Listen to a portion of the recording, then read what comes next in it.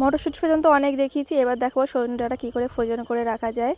তো যেহেতু এখন সিজন, এখন প্রতিটা গাছে প্রচুর পরিমাণ সজনো, এরপরে যখন শেষ হয়ে যাবে তখন আর কি এগুলো বের করে খেতে তখন বেশি টেস্ট লাগবে। তো ওই জন্য ভাবলাম এভাবে একটু ফ্রোজেন করে রাখা যাক। তবে দুরকমভাবে ফ্রোজেন করবো, একটা কাঁচা অবস্থায় আর একটা হালকা ভাপিয়ে। কাঁচাটা কিছুই না, কাঁচাটা ফ্রোজেন করার জন্য শুধু গোটা অবস্থাতে সুন্দর করে ধুয়ে নিয়ে কাপড় দিয়ে শুকনো করে মুছে নিয়ে পিস পিস করে জিপলক ব্যাগের মধ্যে রেখে দিলেই হবে। আর যেটা ভাপিয়ে রাখবো হালকা, সেটার জন্য হালকা গরম জল করে নেব, তার মধ্যে 1 চামচ চিনি 1 চামচ লবণ দিয়ে জলটা একটু ফুট এসে গেলে তার মধ্যে সজনে ডাঁটাগুলো দিয়ে দিতে হবে। এটা চেষ্টা করবে একটু কম ছালটা ফেলতে, তাহলে ছাড়িয়ে যাবে না।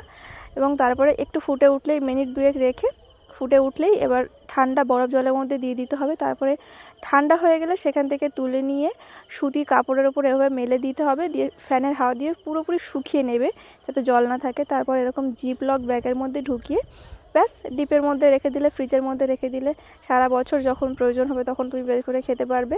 তো ভিডিওটা কেমন লাগলো অবশ্যই জানিও, যে যেখান থেকে দেখছো, ফেসবুক, ইউটিউব, অবশ্যই কমেন্ট করে জানিও।